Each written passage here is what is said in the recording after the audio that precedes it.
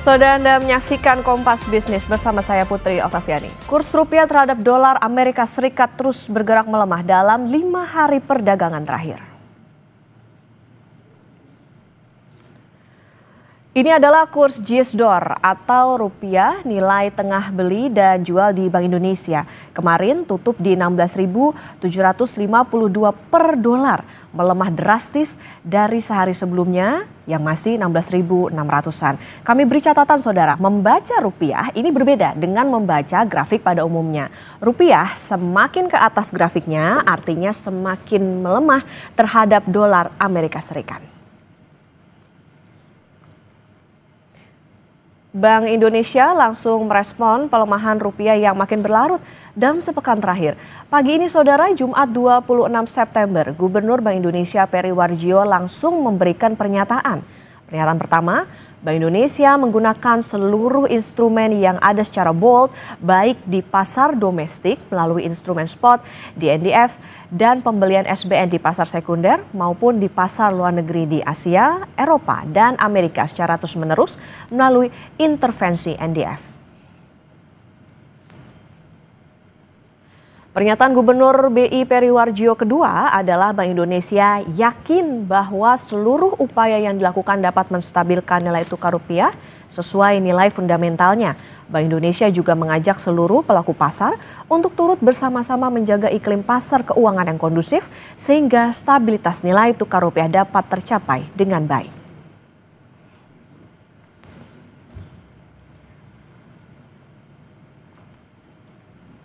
Sebelumnya saudara, Menteri Keuangan Purbaya Yudisadewa bakal menarik dolar milik masyarakat Indonesia yang tersimpan di luar negeri agar kembali ke dalam negeri. Akan ada insentif yang diberikan.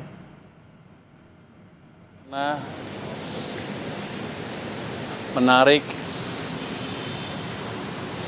uang-uang dolar yang orang Indonesia suka taruh di luar balik ke sini, tapi masih belum matang, masih kita matangkan lagi. Tapi kalau saya lihat rencananya cukup bagus sekali, jadi kemungkinan bisa dijalankan dalam waktu mungkin 1 bulan ke depan.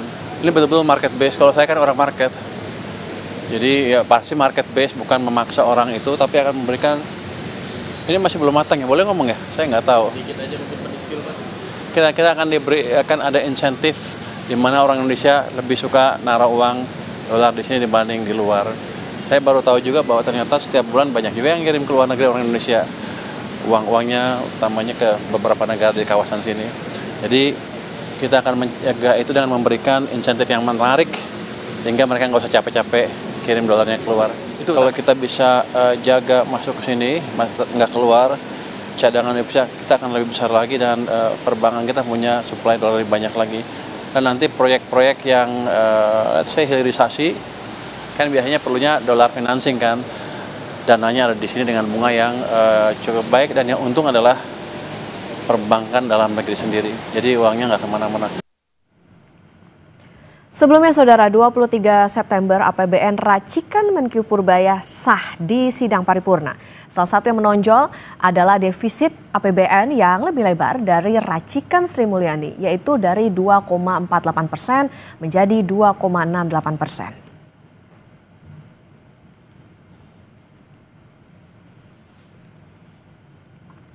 Kompas TV memperbarui data rupiah offshore atau pasar luar negeri saudara sampai pukul 7.47 waktu Indonesia Barat. Rupiah offshore di Bloomberg tembus 16.828. Kami ulangi saudara, rupiah di pasar offshore sudah tembus 16.828 per dolar Amerika Serikat. Bank Indonesia pagi ini juga langsung memberikan statement. Ada apa sebetulnya dengan rupiah yang tidak bertenaga? Kompas Bisnis akan tanya ke Guru Besar Fakultas Ekonomi dan Bisnis FEB Universitas Indonesia, Profesor Telisa Aulia Valianti. Selamat pagi Prof. Telisa. Selamat pagi Mbak Okta dan pemirsa Kompas TV. Prof. Telisa, ini pagi hari ini Bank Indonesia memberikan pernyataan merespon rupiah yang melemah. Sudah tepatkah respon Bank Indonesia ini atau justru menunjukkan situasi kepanikan? Oh tidak ya, tentu kita harus menjangkar ekspektasi pasar ya, karena yang namanya nilai tukar rupiah itu kan pasti sangat dipengaruhi oleh ekspektasi dan persepsi pelaku pasar. Jadi justru harus ada statement dong dari regulator yang menangani bidang rupiah ini ya, ya tentunya Bank Indonesia ya. Bank Indonesia harus state bahwa akan melakukan stabilisasi. Jadi artinya bahwa ya pemerintah itu hadir ya untuk menenangkan situasi atau mengurangi volatilitas seperti itu sih. Jadi itu tentunya sudah sewajarnya dilakukan oleh Gubernur Bank Sentral ya untuk memberikan reaksi agar ekspektasi pasar juga terjangkar gitu bahwa pemerintah itu hadir karena Bank Indonesia tentunya punya fungsi untuk melakukan stabilisasi rupiah seperti itu sih. Jadi Oke. itu menunjukkan bahwa memang sudah harus dilakukan ya untuk karena ini volatilitasnya lebih tinggi tiba-tiba dalam sekian hari kan tinggi. Jadi langsung kan harus ada statement seperti itu. Oke, artinya pemerintah hadir bukan menunjukkan situasi kepanikan, justru ini terutama untuk menjaga ekspektasi pasar. Prof, rupiah ini kan tadi dikatakan melemah mendekati 17.000 per dolar. Setelah APBN, racikan Menkyu Purbaya didukung DPR dan akhirnya sah. Angkanya agresif karena semuanya naik dibandingkan dengan yang diformulasikan Sri Mulyani. Apakah ini juga jadi salah satu faktor rupiah melemah, Prof? Tentu bukan satu-satunya ya. Kalau dikatakan salah satu, ya kemungkinan ada. Karena kan memang profil postur fiskal kita tuh kan defisitnya meningkat, ya kan. Nah ini yang biasanya kan memang teorinya seperti itu. Kalau misalkan suatu negara itu defisitnya meningkat, ya ada ekspektasi sustainability fiskalnya akan berkurang sehingga itu mengurangi sovereign ratingnya dari indikator yang terkait dengan sovereign ratingnya ada sedikit pengurangan. Nah itu buat investor ya menjadi sensitif dan itu bisa menimbulkan capital outflow. Kalau terjadi capital kan rupiah akan melemah. Seperti itu. Jadi kalau defisit fiskal suatu negara itu meningkat, memang itu indikator juga buat investor ya, terutama untuk pemegang obligasi. Karena nanti bagaimana sustainability dari obligasinya itu akan ditentukan oleh profil defisit. Meskipun benar kita masih aman di bawah 3%, tapi kan ada kenaikan di sini. Oleh karena itu investor menunggu nih wait and see lah. Nah, mereka biasanya saat wait and see juga itu tadi melakukan capital outflow, ditambah bunga kita turun kan. Jadi ini bersamaan banget. Jadi memang bukan satu-satunya faktor, tapi satu defisit fiskal. Terus kedua, kalau kita lihat emang ada capital outflow di obligasi nih. Kemarin 41T ya secara akumulatif gitu. Untuk equity sudah 11T. Nah, itu kan ada capital outflow. Nah, tekanan kepada rupiah tentunya semakin tinggi gitu. Jadi ada kombinasi antara faktor eksternal dengan faktor internal. Nah, di internal tuh ya tadi kebijakan-kebijakan yang belakangan investor masih meragukan gitu. Meskipun banyak yang bagus juga kan awal-awal sentimennya positif, tapi setelah postur 2026 yang akan lebih jangka menengah itu di jangka menengahnya melihat misalkan teks kita tidak terlalu naik gitu ya. Nah, akan dibiayai oleh gap antara penerimaan pengeluaran yang membengkak, penerimaannya tidak terlalu naik. Nah, itu ada gap. Nah, gap itu dibiayai oleh apa? Tapi oleh utang lagi. Nah, itu yang dibaca oleh investor sehingga investor melihat ada sedikit indikator fiskal kita yang menurun. Nah, oleh karena itu mereka yang melakukan capital outflow ditambah bunga kita turun. Ditambah yang ketiga ada penambahan jumlah uang beredar. Jadi kalau kita lihat growth M2 kita tuh naik ke 8,3% di Agustus. Ditambah dengan kebijakan penempatan ya otomatis kan uang beredar kita bertambah. Nah, itu akan juga melemahkan rupiah. Secara teori itu sudah sesuai dengan teori-teori bahwa memang ya rupiah akan diprediksi melemah karena faktor-faktor tadi seperti itu. Oke, ini nampaknya investor juga masih melihat bagaimana nantinya berjalan kebijakan-kebijakan baru yang dikeluarkan oleh Menkyu Purbaya.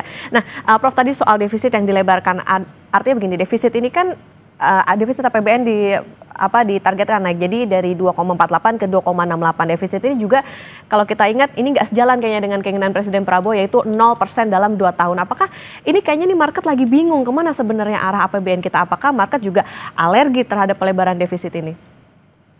Sebetulnya pelebaran defisit yang manageable, yang kemudian itu bisa menjanjikan promising kepada narasi growth story, karena investor juga suka dengan growth story ya sebenarnya, tetapi harus balance dengan narasi sustainability-nya begitu. Jadi betul ada kebingungan tadi ya, di satu sisi ingin 0%, di satu sisi defisit melebar. Nah ini juga yang ada kebingungan konsistensi dari kebijakan. Jadi mungkin komunikasi kebijakan sinerginya itu perlu lebih ditingkatkan lagi ya gitu. Karena memang ini kan kita lagi euforia nih, lagi istilahnya kan dengan inovasi baru yang dilakukan Pak Menteri ini kan market tuh jadi exciting juga. Awalnya tuh sangat mengharapkan ada hal-hal yang membuat market itu menjadi fresh gitu. Kemudian ada, karena beliau orang market ya, menciptakan sentimen-sentimen positif yang sudah lama agak slow gitu kan. Jadi itu yang diharapkan. Nah, tapi on the other hand ada narasi-narasi kebijakan yang kemudian itu masih pusing gitu ya, apa bukan masih narasi-narasi kebijakan yang masih belum tadi matching, maaf maksud saya belum matching.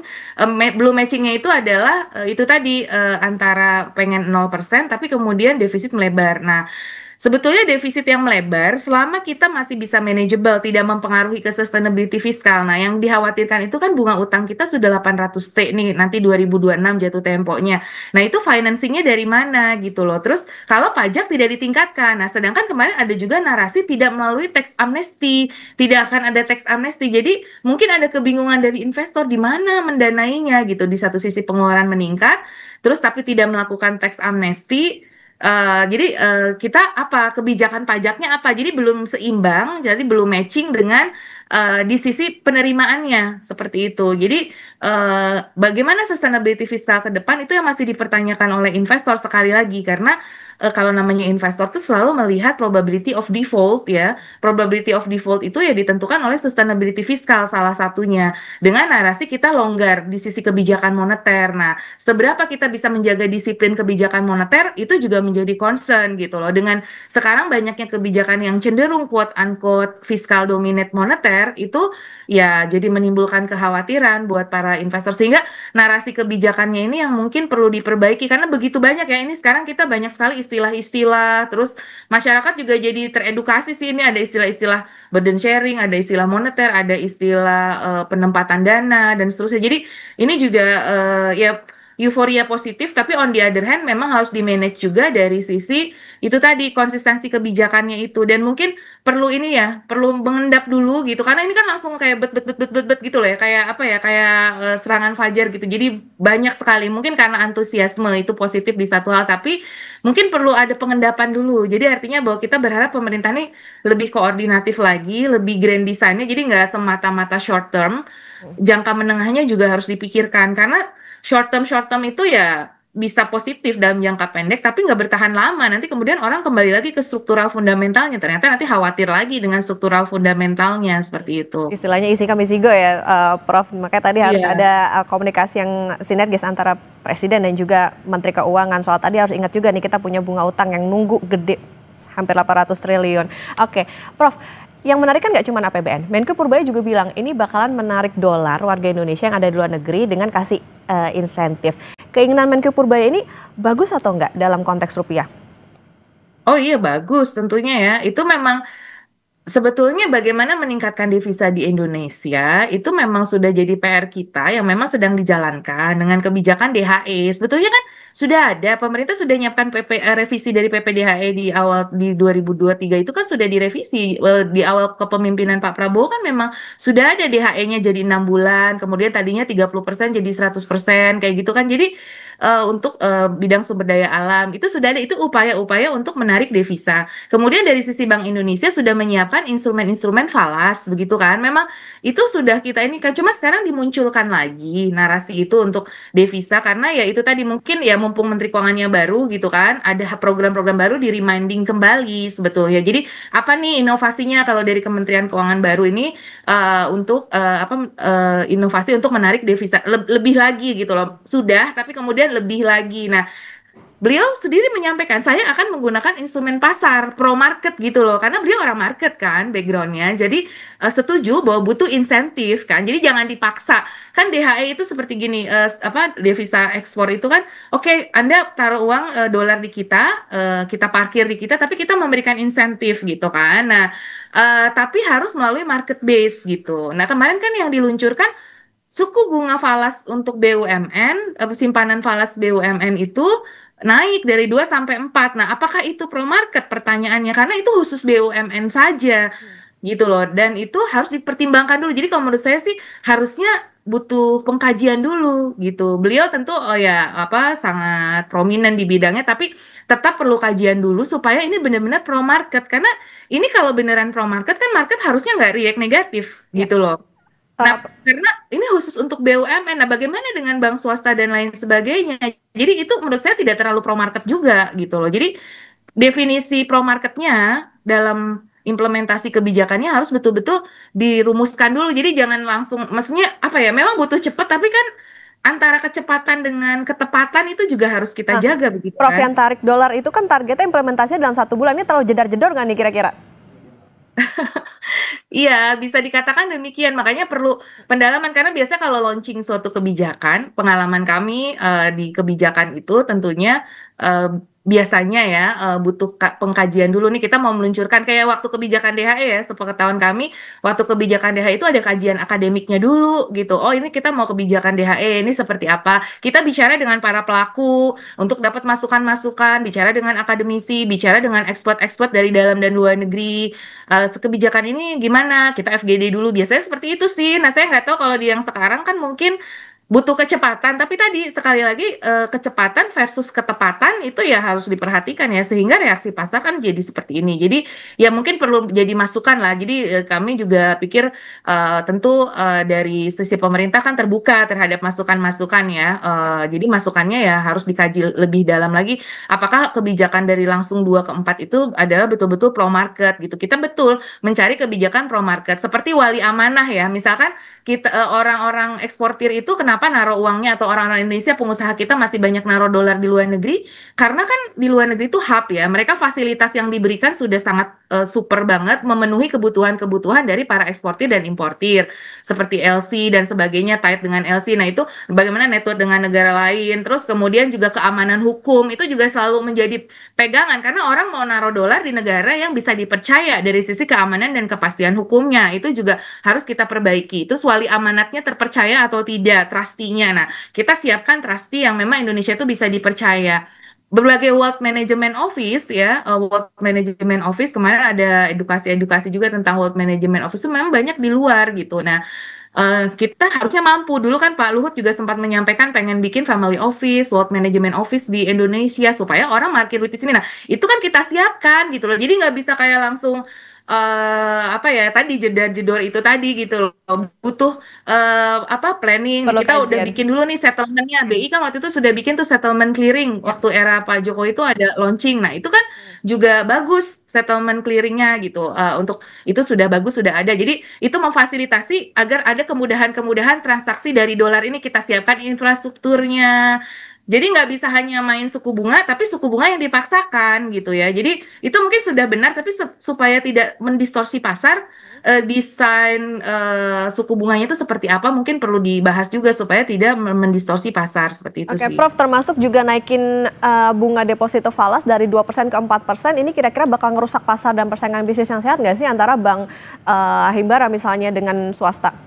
Iya dong, karena kan itu hanya berlaku untuk BUMN saja. Terus bagaimana dengan bank swasta? Ini kan jadi crowding out, takutnya crowding out buat bank swasta jadi kesulitan likuiditas falas ya. Jadi ya makanya ini nggak pro market bener-bener sih kalau kalau hanya untuk bank BUMN seperti itu. Makanya bagaimana dengan bank swasta? Jadi makanya perlu dibicarakan terlebih dahulu lah bagaimana desain yang tepatnya perlu ngobrol selain sama Himbara ya tentu sama pelaku-pelaku dari asosiasi bank-bank swasta ini juga harus diajak bicara seperti itu. Jadi tadi apa reaksinya itu juga harus dilihat ya gitu ke pasarnya seperti Oke, itu. oke, baik Prof. Teresa, nanti kita lanjutkan kembali dan saudara tetap bersama kami di Kompas Bisnis.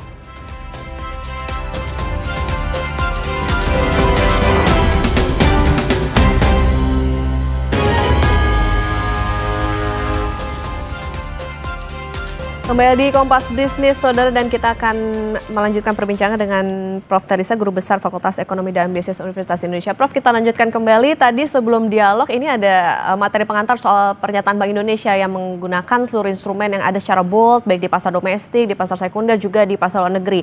BI ini seolah all out atau habis-habisan guyur semua kanal. Segenting itukah kondisi Indonesia, Prof, di mata eksternal dan juga domestik? Ya, jadi kalau kita lihat stabilisasi rupiah yang dilakukan itu kan melalui triple intervention strategi ya kalau Bank Indonesia itu melalui pasar NDF, terus kemudian juga melalui pasar obligasinya ya dengan SBN ataupun dengan SRBI, dengan suku falas dan lain sebagainya, instrumen-instrumen yang ada. Jadi triple intervention strategi itu memang sudah terbukti efektif bisa menjaga stabilitas rupiah kita gitu. Jadi kalau misalkan dikatakan bahwa Bank Indonesia akan melakukan intervensi di NDF offshore, itu pernah dilakukan. Waktu kita pernah tuh yang setelah Lebaran tuh, setelah April itu loh ya, kejadian April itu memang pemerintah juga melakukan itu. Kalau tidak rupiah bisa lebih jatuh lagi. Jadi memang itu common untuk dilakukan sih, untuk apa intervensi di pasar NDF itu. Namun memang itu membutuhkan devisa yang besar ya. Sedangkan memang devisa kita belakangan agak tergerus. Kalau kita lihat tren data devisa kita itu trennya menurun terus ya, walaupun masih pada posisi yang aman ya, di atas 3 bulan impor dan pembayaran utang luar negeri menurut standar IMF. Nah, kita di atas itu tetap, cuma memang agak terus turun gitu loh. Nah, itu kan sejalan dengan menipisnya surplus perdagangan kita, kemungkinan karena harga komoditas yang memang turun gitu kan. Terus kemudian juga ya ada tekanan-tekanan capital outflow dan adanya ketidakpastian geopolitik dan tarif, menguatnya di XY beberapa periode waktu ini juga telah melemahkan. Nah, ini kan juga semua faktor-faktor itu. Terus juga jangan lupa seperti ini. Ini kebetulan banget kalau saya lihat September Oktober, saya cek data Sulni ya, statistik utang luar negeri, yaitu pembayaran utang luar negeri kita, itu memang di September Oktober yang jelang akhir tahun itu biasa mengalami peningkatan juga. Artinya kebutuhan dolar untuk pembayaran utang ya, yang utang luar negeri itu apa namanya meningkat gitu. Biasa di bulan-bulan September, Oktober. Nah, mungkin ada faktor itu juga sehingga demand terhadap dolar begitu tinggi. Nah, makanya tadi Ya, intervensi bank sentral itu tetap dibutuhkan. Cuman memang tidak bisa terus-menerus dan dalam jumlah yang sangat oke. besar karena itu juga beresiko karena akan Oke. mengurangi devisa kita secara signifikan Iya, seperti itu. tentu Jadi intervensi dari Bank Indonesia dibutuhkan. Prof, hitungan Anda ada di level berapa rupiah saat ini, Prof, tanpa intervensi? Mengingat cadangan devisa kalau bulan lalu juga turunnya cukup drastis dibanding bulan-bulan sebelumnya ke 150 miliar dolar. maksudnya estimasi untuk rupiahnya Ya, atau devisanya? melihat bagaimana cadangan devisa yang saat ini juga ikut menurun, begitu, kemudian ada di level berapa kira-kira rupiah saat ini? Prof, melihat juga bagaimana kondisi pasar merespon berbagai tadi, misalnya respon Bank Indonesia maupun juga bagaimana kebijakan dari Menko Purbaya. Ya, jadi kan sebetulnya yang sudah ada di pasar sekarang kan 16,8 ya. Nah, biasanya ada intervensi untuk mengembalikan itu misalkan ke level 16,5 gitu ya. Jadi biasanya mengurangi volatilitasnya tuh untuk kembali ke posisi sebelumnya sebelum ada guncangan-guncangan itu. Nah, kan sebelum ada guncangan bahkan waktu kita lagi bagus-bagusnya kemarin agak lama ya di level 16.200, 16.100 tuh kita agak lama tuh. Saya juga cukup apa ya, cukup senang lah ya ngelihat artinya rupiah kita nggak terlalu drop banget nih di tengah guncangan geopolitik nih kita bisa bertahan di 1600. Namun ada guncangan-guncangan ini yang terus itu dalam beberapa hari biasanya memang itu namanya ada semacam exchange rate overshooting ya akan ada overshoot tapi nanti biasanya nanti akan ada normalisasi ya setelah overshoot itu teorinya kalau misalkan nanti ada rebalancing dalam kebijakan-kebijakan nah terus kemudian nanti tekanan kepada permintaan dolarnya sudah mulai mereda, tadi dari sisi fundamental kebutuhan dolarnya dan lain sebagainya, ya mudah-mudahan ini kita bisa edukasi ke masyarakat juga untuk tidak melakukan capital outflow dulu nih, misalkan kayak kegiatan-kegiatan yang membutuhkan dolar tinggi gitu. Nah, itu mungkin bisa di ini dulu diredam dulu, nah kita kurangi dulu, nah terus nanti dia akan ada ke equilibrium baru biasanya. Nah, equilibrium baru itu biasanya nanti akan diharapkan kembali ke 16,5. Biasanya pertama seperti itu ke level 16,5 dulu. Nah, nanti kalau sudah ada perbaikan-perbaikan kebijakan yang lebih signifikan lagi, terus tadi ya, mungkin kita sudah menemukan formula yang tepat untuk tadi memarkir dolar di Indonesia ya. Jadi dolar ini terus kemudian ekspor kita misalkan juga membaik. Nah, itu devisa harapannya juga bertambah di akhir tahun ada tambahan-tambahan misalkan dari remitansi dan lain sebagainya. Nah, itu nanti harapannya bisa lebih kuat lagi dari 16.500. 500. Oke, Prof. Artinya begini, ini kan karena ada intervensi begitu. Ini udah mau dekat lagi ke 17.000. Artinya kalau tanpa intervensi bisakah menuju ke 17.000, Prof? Karena ini udah 16.800. Oh iya, bisa-bisa aja kalau tekanannya itu semakin kuat ya di akhir tahun ya. Jadi, tapi kan karena intervensi pasti itu kan kayak 17.000 tuh kayak level psikologis ya. Ya. Itu pasti bank sentral akan menjaga agar tidak lewat dari level psikologis itu selama dengan devisa yang ada itu tidak mengganggu dari nanti kestabilan devisanya ya. Jadi selama itu masih bisa kita bayar at all cost gitu, ya itu dilakukan. Tetapi kalau misalkan ini, nah tapi mudah-mudahan, nah pasti saya yakin sih pemerintah juga akan terus untuk memantau sinergi ya, terutama di KSSK ya, Komite Stabilitas Sistem Keuangan, di mana di situ sinergi antara Bank Indonesia dengan pemerintah gitu, di situ dengan Kementerian Keuangan, Kemenko Perekonomian, semua ya kita harus memantau itu ya LPS dan seterusnya. Jadi itu bersama-sama biasanya sih di KSSK kalau kayak gini akan ada rapat dan kemudian bagaimana kebijakan sinerginya untuk mengembalikan ke tingkat yang tadi ke level menjaga fundamentalnya kan bahasanya Pak Gubernur BI kan bagaimana menjaga rupiah itu pada fundamentalnya gitu. Jadi ya kalau fundamentalnya memang kita melemah ya memang melemah cuma melemahnya itu jangan sampai terlalu overshoot sekali Ya. gitu loh. Itu yang